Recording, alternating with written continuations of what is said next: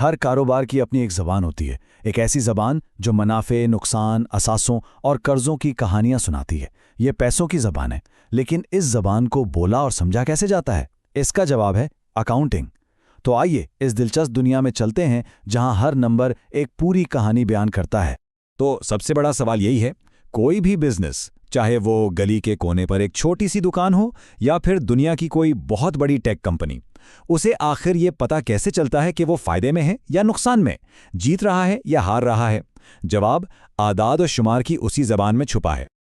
आज के इस सफ़र में हम क्या क्या देखने वाले हैं?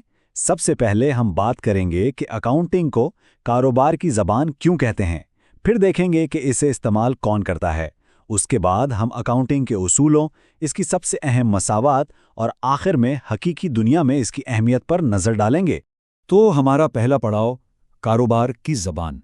इसको यूं समझें कि अकाउंटिंग सिर्फ नंबरों को जमा तफरीक करने का नाम नहीं, बल्कि ये एक पूरा कम्युनिकेशन सिस्टम है। किताबों में तो अकाउंटिंग की तारीफ ये है कि ये किसी कारोबार की माली सरगर्मियों को पहचानने, रिकॉर्ड करने और दूसरों तक पहुंचाने का एक अमल है। लेकिन असल में इसका मतलब क्या है? इसका मतलब ये है कि अकाउंटिंग वो निज़ाम है जो कारोबार के तमाम माली उतार चढ़ाव को एक ऐसी कहानी में बदल देता है जिसे कोई भी पढ़कर समझ सके, चाहे वो कंपनी का मालिक हो, कोई सरमायाकार हो या फिर बैंक। अब ये कहानी लिखी कैसे जाती है, इसके 3 बड़े मराहिल हैं। पहला है आइडेंटिफाइंग, यानी शनाख्त करना कि कौन सा माली वाकया अहम है और किसे रिकॉर्ड करना है। दूसरा है रिकॉर्डिंग, यानी हर लेन देन को तारीख के हिसाब से तरतीब से लिखना। और तीसरा और आखिरी मरहला है कम्युनिकेटिंग, यानी इस पूरी कहानी को माली रिपोर्ट्स की शक्ल में दुनिया के सामने पेश करना। अच्छा, तो सवाल ये पैदा होता है कि इस माली ज़बान को बोलता और सुनता कौन है? आइए देखते हैं कि इस मालूमात को कौन कौन इस्तेमाल करता है। बुनियादी तौर पर इस मालूमात को इस्तेमाल करने वाले 2 ग्रुप्स हैं। एक तो हैं इंटरनल यूजर्स, यानी वो लोग जो कारोबार के अंदर मौजूद हैं, जैसे मैनेजर्स। वो ये डेटा देखकर फैसले करते हैं कि क्या हमें कोई नई मशीन खरीदनी चाहिए। और दूसरी तरफ हैं एक्सटर्नल यूजर्स, जो कारोबार से बाहर हैं, जैसे कोई बैंक जो कर्ज देने से पहले आपकी माली कहानी पढ़ता है कि आया इस कंपनी को कर्ज देना महफूज है या नहीं। देखें, जैसे हर जबान के कुछ उसूल, कुछ कवायद होते हैं ना, एक ग्रामर होती है, बिल्कुल इसी तरह अकाउंटिंग के भी अपने उसूल हैं। ये उसूल उस बात को यकीनी बनाते हैं कि हर कोई इस जबान को एक ही तरह से बोले और समझे।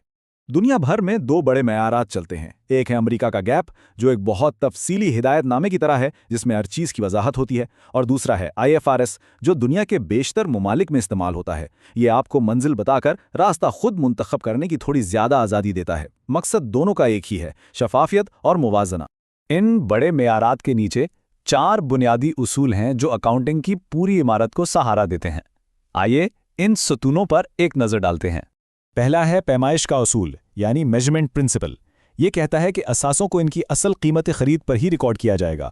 मिसाल के तौर पर, अगर किसी कंपनी ने 20 साल पहले एक ज़मीन $50,000 में खरीदी थी, तो आज भी किताबों में उसकी कीमत $50,000 ही लिखी जाएगी, भले ही उसकी मार्केट वैल्यू $2 लाख क्यों ना हो गई हो। लेकिन ऐसा क्यों? क्योंकि असल कीमत एक ठोस हकीकत है, जबकि मार्केट वैल्यू तो रोज़ बदल सकती है। अगला उसूल जोड़ा है आमदनी और इखराजात का। रेवेन्यू रिकग्निशन कहता है कि आमदनी तब रिकॉर्ड करो जब वो कमा ली जाए, ना कि जब पैसे मिले। और मैचिंग प्रिंसिपल कहता है कि इस आमदनी को कमाने के लिए जो भी खर्चा हुआ, उसे भी उसी महीने या साल में रिकॉर्ड करो। इससे किसी भी एक मुद्दत के असल मुनाफे की सही तस्वीर सामने आती है। उसूलों के अलावा अकाउंटिंग कुछ बुनियादी मफरूज़ों पर भी खड़ी है। ये वो बातें हैं जिन्हें हम बगैर किसी सबूत के सच मानकर आगे बढ़ते हैं। पहला मफरूज़ा ये है कि कारोबार और उसका मालिक 2 अलग अलग वजूद हैं, इसीलिए मालिक के ज़ाती अखराजात कारोबार के खाते में नहीं लिखे जाते। दूसरा मफरूज़ा ये है कि सिर्फ वही चीज़ें रिकॉर्ड की जाएंगी जिन्हें पैसों में नापा जा सके। मुलाजमीन की काबिलियत बहुत अहम है, लेकिन इसे बैलेंस शीट पर नहीं लिखा जा सकता। गोइंग कंसर्न का मफरूज़ा ये है कि हम ये मानकर चलते हैं कि कारोबार मुस्तकबिल में भी चलता रहेगा। और टाइम पीरियड का मफरूज़ा इस ना ख़त्म होने वाले सफ़र को छोटे काबिल फ़हम हिस्सों जैसे महीनों, समाही या सालों में तकसीम कर देता है, ताकि कारकर्दगी का मुवाजना किया जा सके। अच्छा, अब आते हैं इस चीज़ पर जो समझें कि पूरी अकाउंटिंग की बुनियाद है, इसकी मास्टर इक्वेशन पर। इस मसवात का पहला हिस्सा है असासे, यानी एसेट्स।